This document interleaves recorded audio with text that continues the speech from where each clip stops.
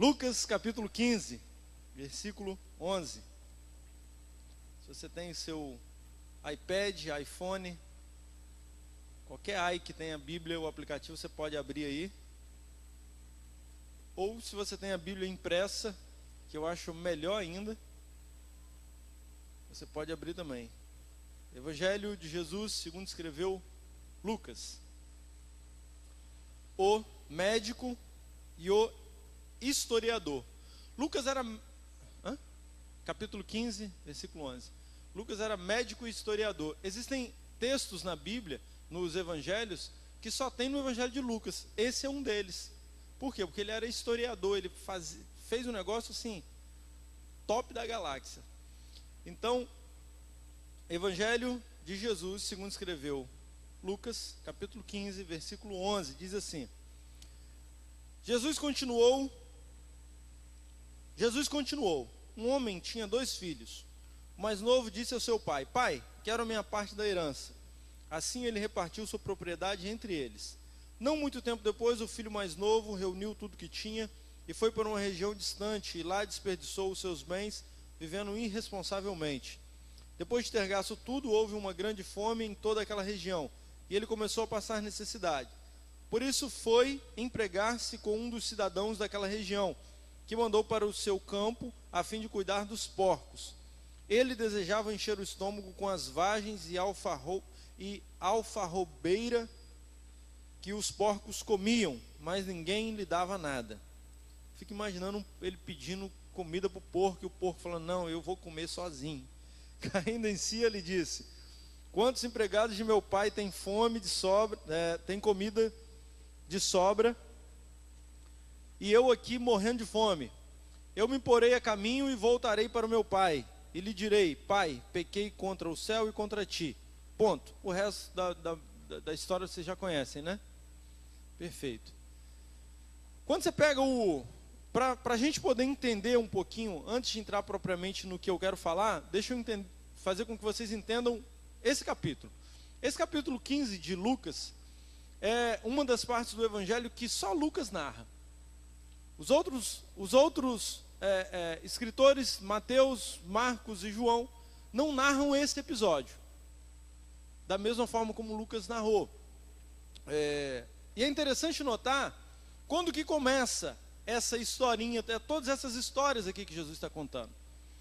Primeiro, Jesus ele está falando, pregando para publicanos e pecadores, né? Ele está literalmente se reuniu com o pior da sociedade daquela época e começou a pregar para eles, conversar com eles, falar sobre o reino, falar sobre a salvação. Começou a falar sobre o preço do discipulado, sobre olha, vocês querem ser meus discípulos? Tem regra, coisa não é assim, de qualquer jeito, não é de qualquer maneira não. Para me seguir, qualquer um que não abandona pai, mãe, família, ou seja, o conceito que existe por trás disso tudo, qualquer um que não abandonar os seus próprios conceitos para adquirir o meu conceito, que é o conceito do reino, que a escola bíblica está entendendo também, né? Qualquer um que não abandonar os seus conceitos de criação, é a síndrome de Gabriela, né? Qualquer um que não abandonar a síndrome de Gabriela para me seguir, vocês sabem o que é a síndrome de Gabriela? Eu nasci assim, eu cresci assim, vou morrer assim. Isso é a síndrome de Gabriela. Eu sou assim, me aceita do jeito que eu sou, que não quer mudar. É assim porque não quer mudar. Esse é o discurso de Gabriela, porque tem uma música, vocês são novinhos demais, talvez vocês não entendam, né? É uma música antiga aí de Gabriela: eu nasci assim, eu cresci assim, eu vou morrer assim. Então, essa síndrome pega muita gente, pega gente que tem o quê? Gente orgulhosa e gente teimosa. Eu costumo dizer que o orgulho e a teimosia, elas são parentes. A teimosia é a irmã mais nova do orgulho. Ambas são filhas da burrice. Então tá tudo a mesma família. Teimosia, e tem gente que se orgulha disso, né? Eu me orgulho, eu sou teimoso mesmo, eu sou teimosa mesmo. Não vem com onda para cima de mim não, porque comigo é assim, ou é assim ou não é. Então, Jesus reuniu aquele povo todo, que era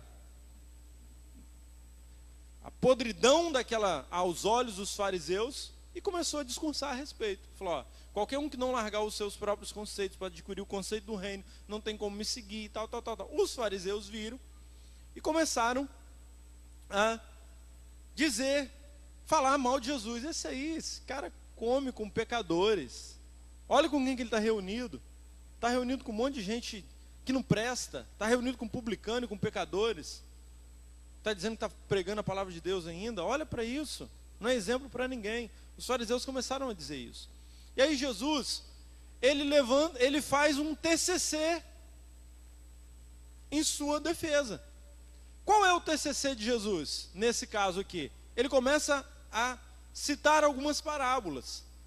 Então ele fala da ovelha perdida, ele fala da moeda, da dracma perdida, ele fala do filho pródigo. São conceitos que ele está aplicando dentro de cada uma dessas parábolas, porque havia também um costume entre os judeus que em uma discussão, se você, dentro de uma discussão filosófica ou ideológica, se você citasse 3 exemplos consecutivos de algo, filosoficamente falando, você era checkmate, você ganhou a discussão. Ninguém ia mais te interpelar com relação àquele assunto. Então Jesus, ele começa a se defender mesmo com essas parábolas. E ele começa a dizer assim, olha, qualquer um de vocês que tendo 99 ovelhas e uma se perdendo, vocês não vão atrás? E se uma mulher tendo tantas dracmas, perder uma, ele não vai limpar a casa, varrer tudo, tal, procurar a dracma? E o filho, um pai que tendo 2 filhos, um pedindo herança, indo, se perdendo, quando voltar? Então, o que Jesus estava dizendo? Eu vim para estes que estão perdidos. É para isso que eu vim. Vocês fariseus estão dizendo, estão falando de mim, mas eu vim para isso. Então, o capítulo 15 de Mateus, de Lucas, ele narra esse contexto. Eu quero me apropriar da parábola do filho pródigo e aplicar alguns conceitos hoje aqui conosco.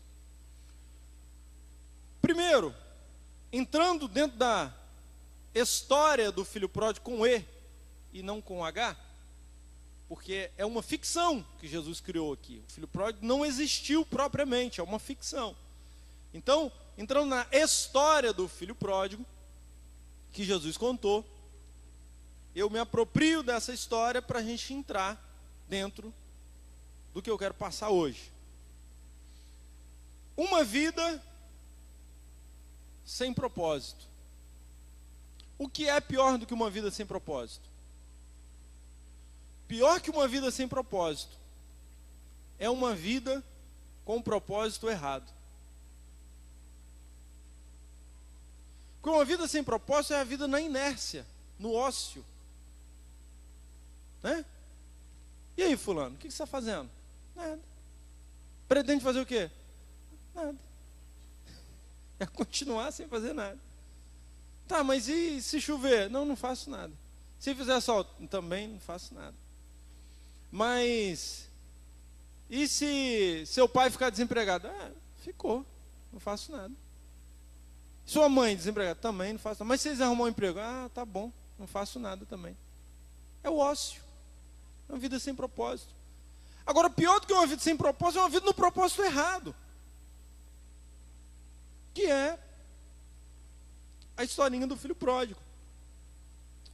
E isso nos faz pensar se nós não estamos no propósito certo, ou se qual é o propósito exato que nós devemos seguir. Porque estar no ócio, de repente, num momento ou outro, se você tomar um choque, você entra para o rumo certo. Agora, estar no propósito errado, equivocado, você perde tempo, você se fere, você fere pessoas, você se magoa, você desiste, porque você está no propósito errado, equivocado.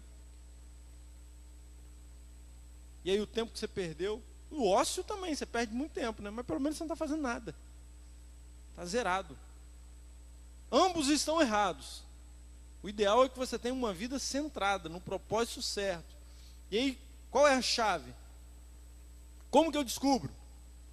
Primeiro ponto que eu entendo na história do filho pródigo é que houve uma inversão de valor. Ele está em casa, ele tem tudo o que o pai tem para oferecer, e ele pede a herança. Ele fala: olha, eu quero a minha herança, eu quero a minha parte na sua herança. Pouco tempo depois, ele reúne tudo que ele tem e vai para uma terra distante. Inversão de valor. A inversão de valor, ela é tão perigosa que você, em detrimento do ser, em detrimento do ter, você esquece o ser. Você se preocupa com o ter. Você quer ver um exemplo disso? É importante eu ter alguém. Eu preciso de alguém. Eu tenho que ter alguém. Você esquece, em detrimento do ter, você esquece do ser. E aí a menina está desesperada porque tem que arrumar um namorado. Não, mas eu tenho que arrumar um namorado. O camarada está desesperado porque tem que arrumar um namorado. Eu tenho que arrumar um namorado. Aí você pensa assim: mas você está tão velho assim? Tô, nossa, eu tô demais. Gente, já estou com 21.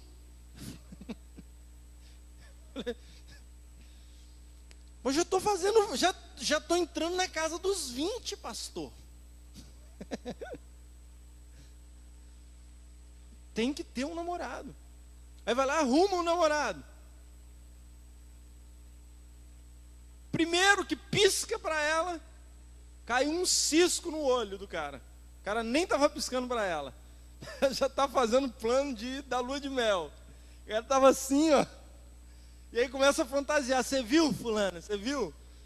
Fulano de tal está gostando de mim. Porque valoriza o ter. Antes de ter, eu preciso ser. Mas eu fico preocupado em ter.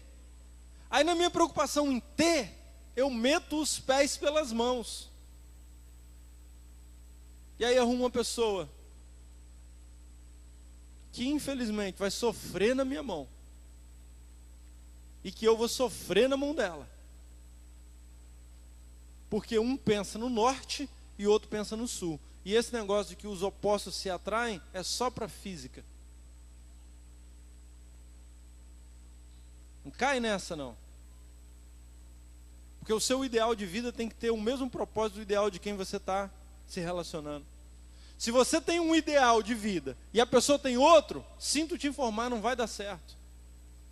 Se você tem um pensamento, que você pensa assim: não, eu preciso me formar, faculdade, ter tinta, tal, arrumar um bom emprego, para depois casar. Aí você vai começar a namorar com um camarada, e o camarada: não, vamos casar, esse negócio de faculdade deixa para depois, eu quero logo 2 filhos, e um cachorro, e um violão para domingo de tarde.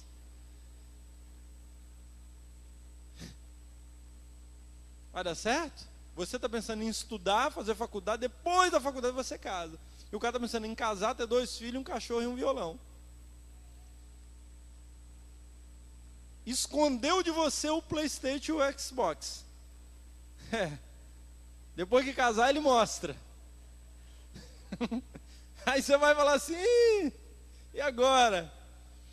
Então esse negócio de que os opostos se atraem, isso é muito bonitinho, isso é muito filosófico, isso é muito... Mas só vai servir para você chorar na cama. Só vai servir para você ficar lá: fulano, por que ele me larga para jogar futebol? Procura um cara que não gosta de futebol. Mas eu lá não tem de monte por aí, que não está nem aí para o futebol. Eu mesmo não estou nem aí para o futebol, já sou casado, tá? Esquece. Minha esposa dá graças a Deus que eu não estou nem aí para o futebol. O dia que dá para jogar, jogo. O dia que não dá, também não jogo. Então, há uma inversão de valores. Outra inversão de valores.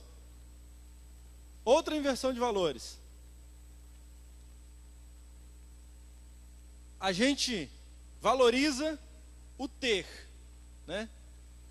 Aí a gente precisa estar sempre bem arrumado, sempre bonitinho, sempre com o reloginho no pulso e tal. Beleza, legal, show de bola, legal. Mas o que realmente importa para você? O que realmente faz diferença na sua vida? O que é que te domina de verdade? Porque tem gente que, se não tiver um celular top de linha, ele está infeliz. Porque o outro tem um celular mais moderno que o dele. E enquanto ele não compra o outro celular melhor, ele não sossega. Inversão de valor. Não, lançou o iPhone 1.000.000 da galáxia. Preciso ter. Eu adoro também iPhone, mas até hoje não tive nenhum. Mas eu gosto demais da conta, gente. Mas de Ferrari, então, eu gosto de Ferrari demais, nego. Mas nunca passei nem perto de uma. Mas isso me rouba a felicidade? De jeito nenhum. Eu ando no meu golzinho ali, ó, feliz da vida, tirando onda ainda. Tá bom demais. Não rouba a minha felicidade. Eu sempre gostei muito de relógio. Muito. Eu cheguei a ter 5, 6 relógios. Aí um dia Deus começou a tratar isso em mim. Começou a me pedir meus relógios. Eu falei assim, perdi, já era. Deus chegando em mim, ó, passa o relógio. Foi mais ou menos assim. Nos cultos, o Espírito Santo vinha, dá um relógio para fulano. Sério mesmo? Aí eu aprendi o seguinte: quando Deus te pede, meu amigo, você já perdeu. Não adianta lutar.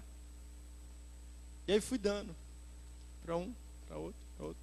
Outro dia chegou um colega meu que ia embora para o campo missionário. Falou, antes vim aqui despedir de você, estou indo para o campo missionário e tal. Eu falei, rapaz, mas assim do nada, o que é isso?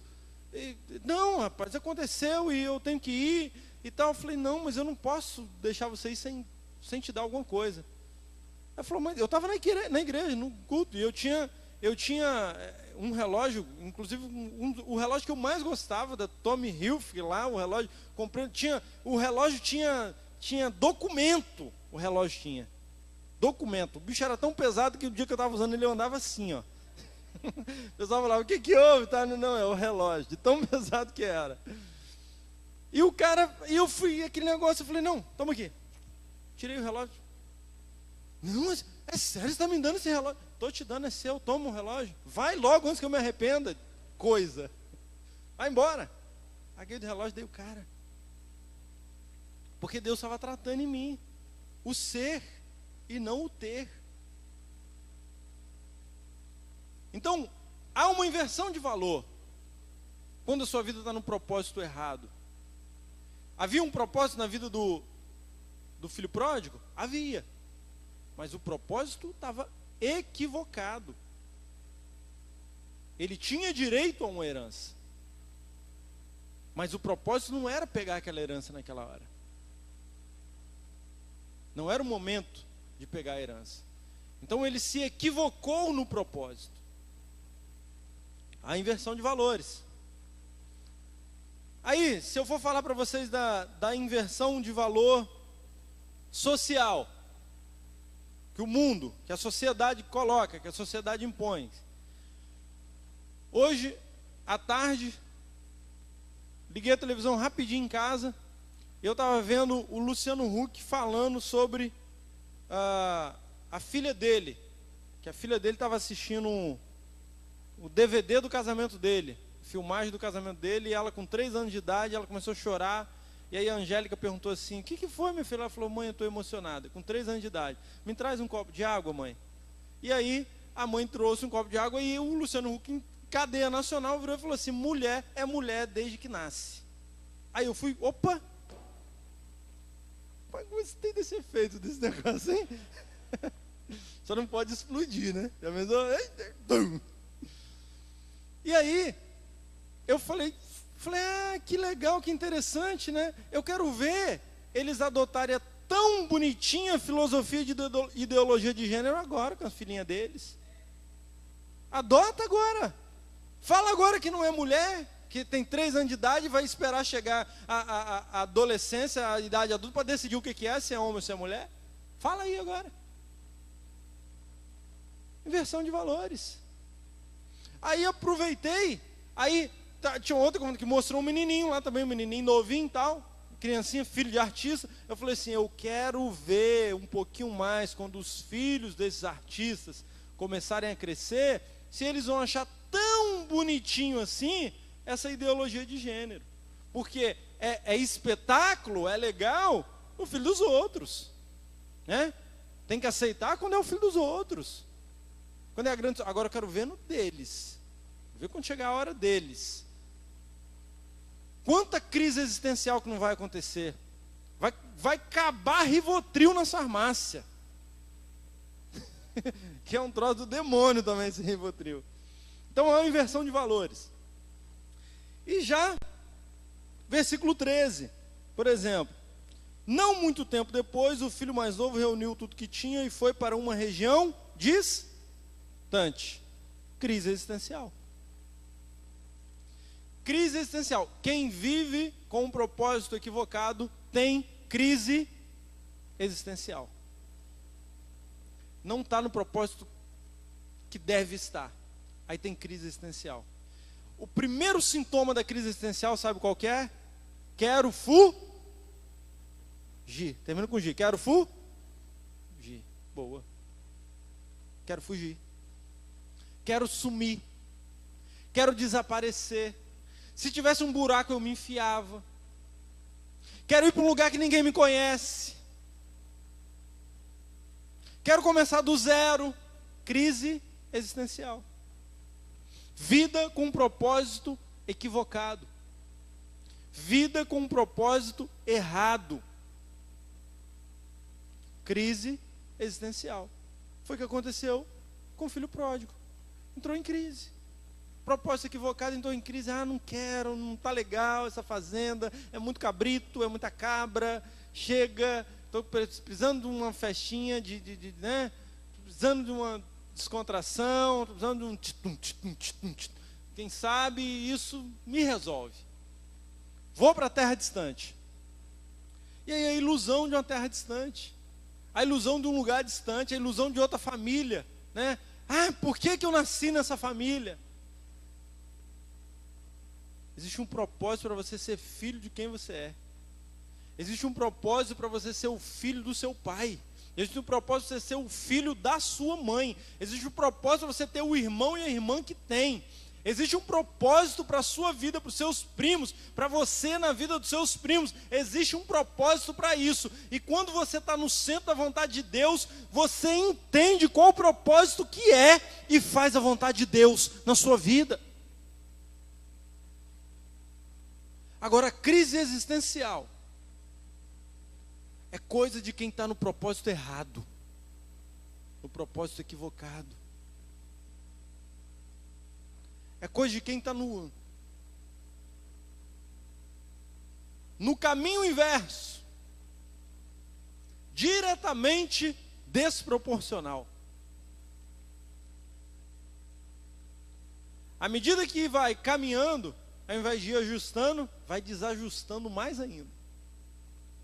Desajusta mais ainda.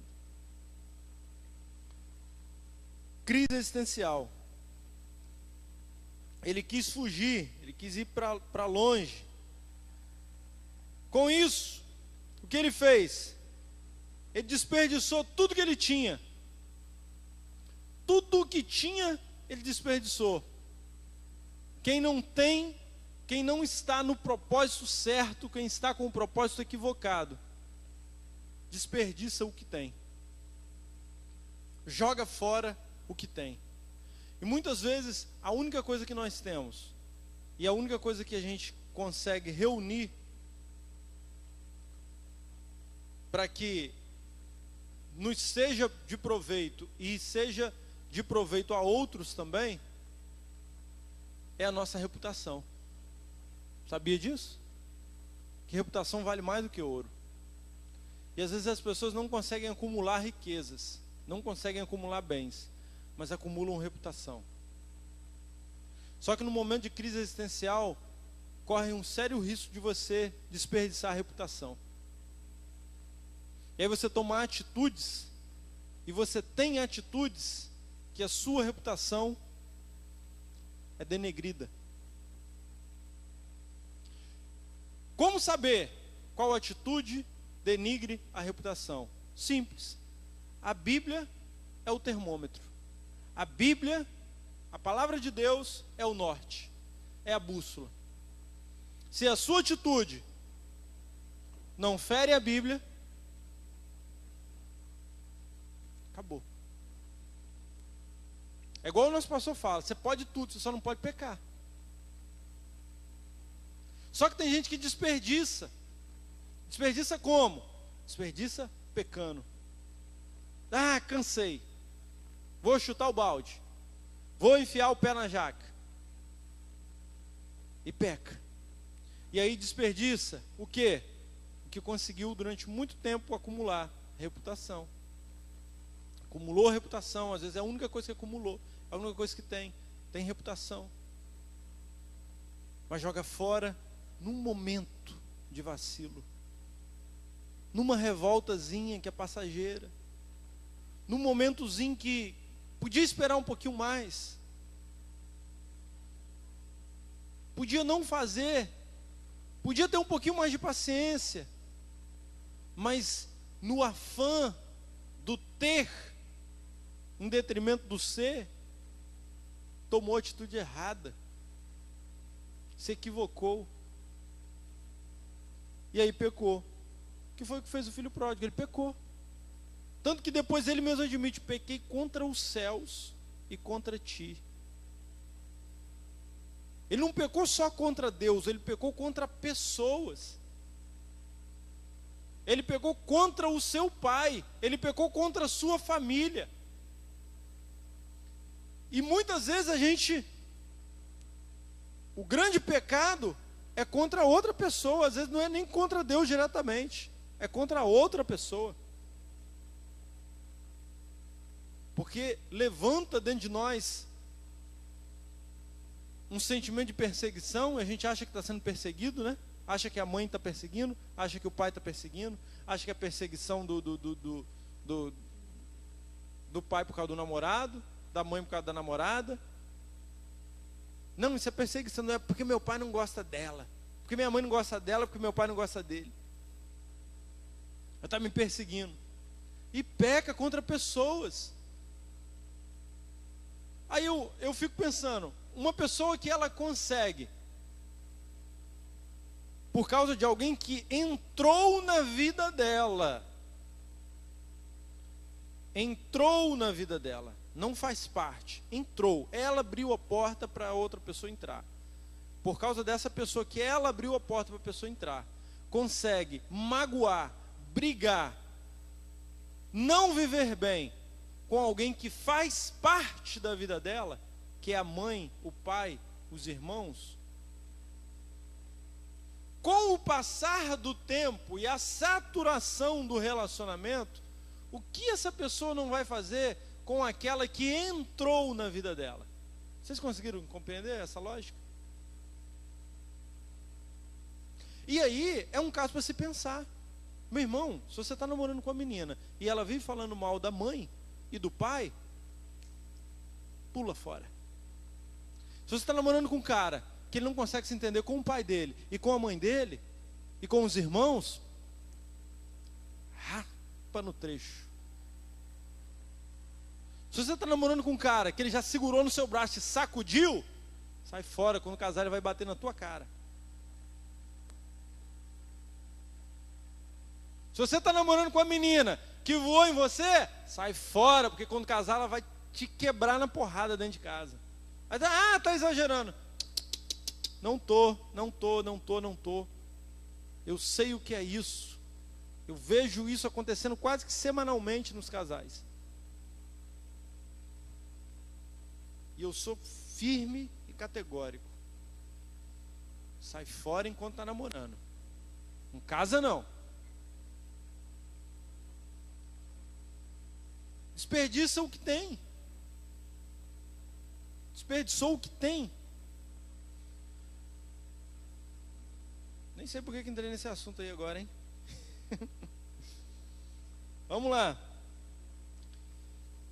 Outra atitude de quem está no propósito equivocado: não se prepara para o dia mau. O dia mau vem. Você vê que o filho pródigo, ele gastou tudo que tinha, só que depois abateu-se uma grande fome em toda a região. E aí foi aí que ele passou necessidade. Por que ele passou necessidade? Porque não se preparou. O dia mau vai vir. Ele vai vir. O dia mau, ele é como você está andando aqui assim, ó, e de repente isso aqui cai. E você faz assim, ó, bluf. O dia mau não te avisa. Ele só chega na sua frente.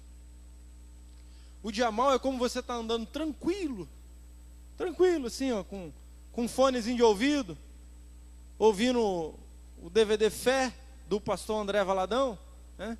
Agora foi merchan, hein? Não ganho nada para isso, mas vamos lá. Ó, você está andando assim, daqui a pouco pula na sua frente um pitbull raivoso, assim, ó. Esse é o dia mau. Ele chega assim para você, do nada.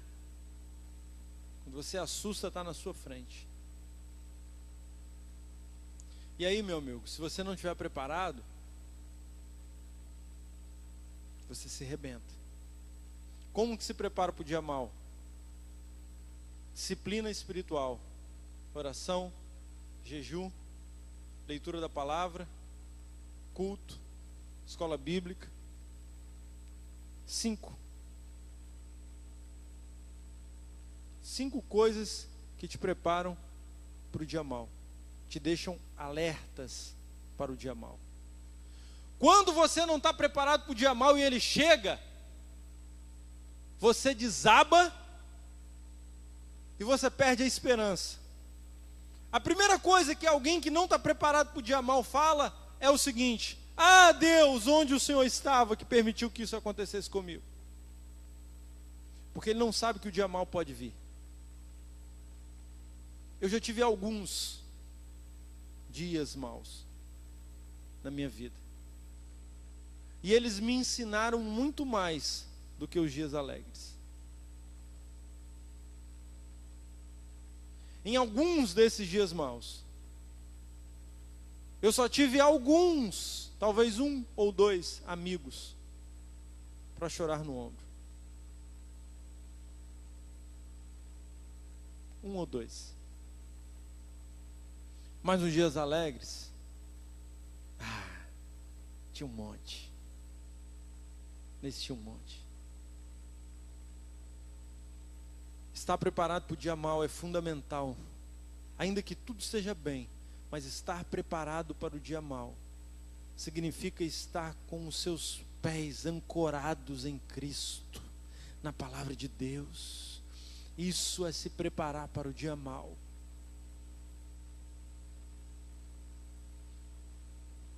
Quem vive sem propósito não se prepara para o dia mau, vive dissolutamente, ou seja, vai vivendo. E aí, fulano, estou indo, estou vivendo. Ele está tudo bem? Tá, tudo bem, estou vivendo, né? Estou igual o Martim da Vila, né? Deixa a vida me levar, vida leva eu, né? Estou desse jeito, deixando a vida me levar. Estou,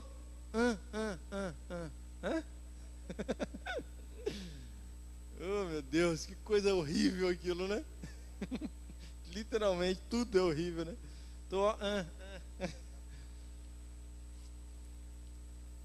Tô falando em parábola, que só os jovens mesmo estão entendendo, né? Quem não é, tá falando, o que está falando? Vive dissolutamente, vive assim, tranquilo e favorável. Vive na balada sertaneja, né? No sertanejo universitário. Vive no copo, né? Eu só vou beber hoje, amanhã eu vou parar. Vive assim. Vive sendo levado. Vive na onda. Não tem um propósito, não tem uma firmeza, não tem um pé firme. Porque não tem o propósito certo. Não tem o propósito que a vida dele foi criada para ter. Vive sem alvo, vive sem objetivo, vive sem perspectiva, vive vagando, literalmente, como zumbi. Vive vagando como zumbi. E aí, já para partir para o final, eu quero pedir um menino para fazer um solo ali para a gente.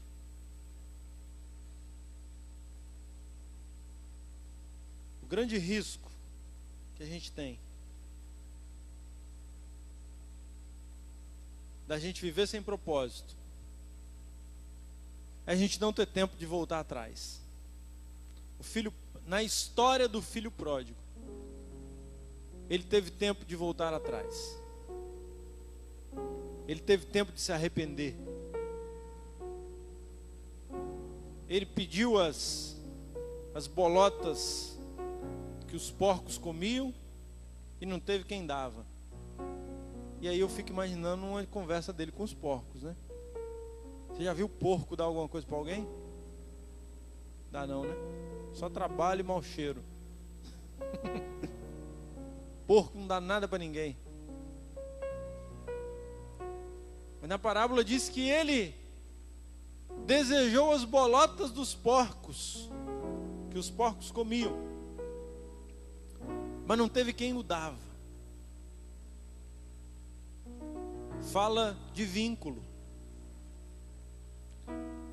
Quem você tem feito vínculos? Mostra uma inabilidade deste menino, deste filho pródigo, de criar o vínculo com as pessoas certas. Quando ele estava festejando, ele tinha um monte de gente. Mas quando ele estava na pior, ele não tinha nenhum. E aí eu te pergunto, no dia da sua necessidade, no dia da sua precisão, quem é que pode te socorrer? Essa pergunta é retórica. E não se faça de vítima se você não achar muitas pessoas. Não diga assim, tadinho de mim, ninguém me ama, ninguém me quer. Não é esse o caso. Porque quem planta os vínculos na sua vida é você mesmo. Você cria amizades consistentes. Você se doa para as amizades. Este é um propósito de reino.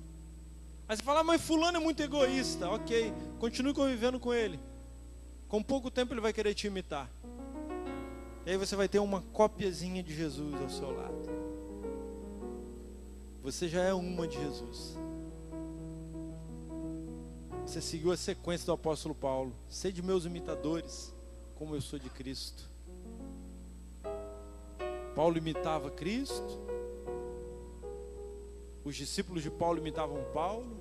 Os discípulos dos discípulos de Paulo imitavam os discípulos de Paulo. Os discípulos dos discípulos dos discípulos de Paulo imitavam os discípulos dos discípulos de Paulo. É como que eu imito Paulo, você me imita, mas Paulo imita Jesus. Então está todo mundo imitando Jesus. Mais ou menos isso.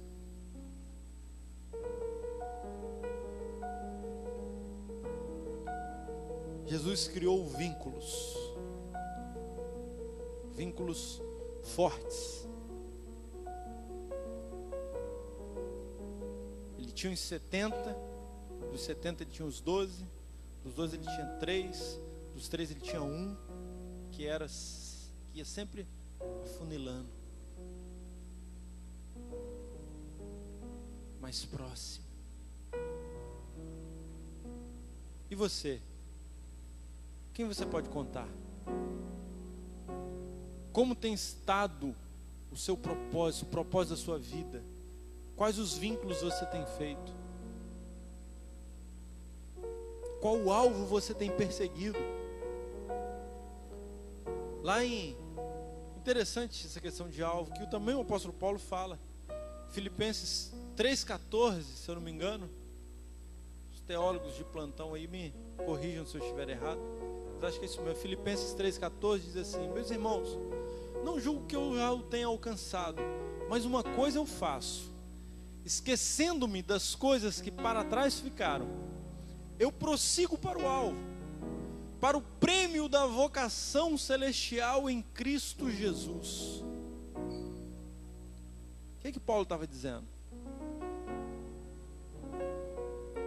Vou deixar para trás tudo que aconteceu, essa vida dissoluta que eu estava vivendo, sem propósito, ou com um propósito equivocado, com um propósito errado, pedindo herança antes de tempo, fazendo guerrinha dentro de casa, reivindicando o que se não reivindica,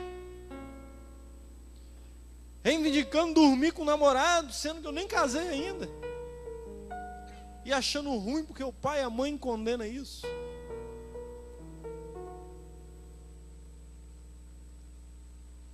Vou parar de fazer guerrinha na faculdade com o professor. Eu vou entender que o professor é uma autoridade instituída, e como autoridade instituída eu devo honrá-lo. Vou parar de andar no propósito errado.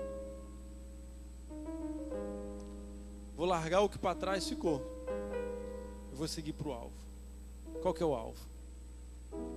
Jesus é o alvo. Como que se segue o alvo? Jesus. Quais os benefícios de seguir o alvo Jesus? O principal benefício de seguir o alvo de Jesus, chamado Jesus, o prêmio da vocação celestial. O que é isso? Ser salvo. Mas ser salvo vai muito além de ir para o céu. Muito além. Ser salvo é ser o melhor filho que uma mãe pode ter. Ser salvo é ser o melhor namorado, a melhor namorada que alguém pode ter.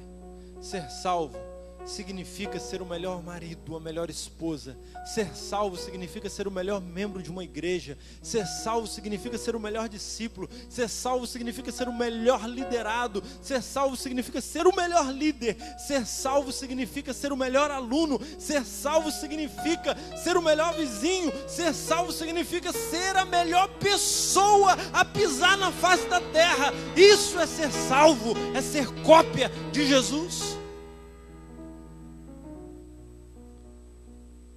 Houve tempo ainda para o filho pródigo se arrepender e voltar para os braços do Pai e ser salvo. É muito mais do que morar no céu. Ser salvo é ir para o céu antes de pisar lá. É reino. É reino. É entender os valores do reino. No valor do reino tem dois tipos de luz. Capítulo 6 de Mateus. Esqueci o versículo também. Jesus diz assim: existe luz dentro de você. Existe dois tipos: ou a branca ou a negra. Aí você fala: não tem isso não. Tem, está na Bíblia. Aí o capítulo 6 de Mateus, eu procuro o versículo certinho que eu não estou lembrando não. Jesus diz assim: se os seus olhos forem bons, todo o teu corpo terá luz. Mas se os teus olhos forem maus, a luz que há em ti são trevas. E que tremendas trevas são. Então dentro de você tem uma luz branca que vem de Cristo. E tem uma luz negra que é a carne. Ser salvo é quando a sua luz branca de Jesus está brilhando no seu rosto, está transparecendo e está fazendo parte das suas atitudes. Acharam aí? 22.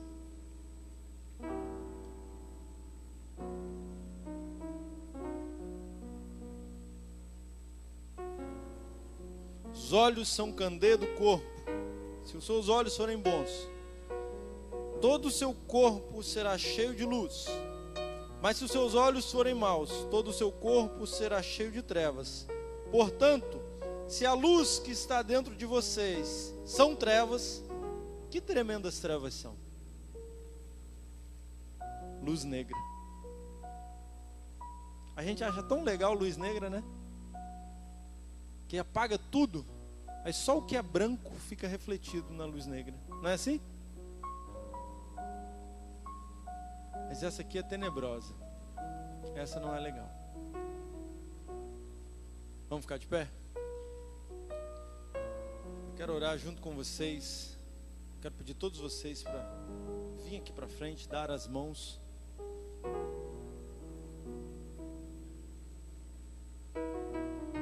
Tem um corinho que eu gosto muito. Eu sempre peço o Moisés para tocar. Aquele do alvo, né? Como o farol. Usa-me, né? Você vai louvar o Senhor comigo agora.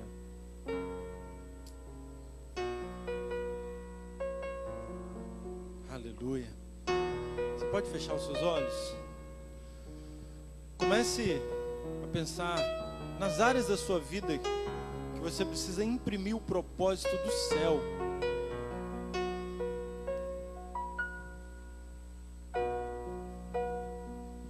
E louve o Senhor.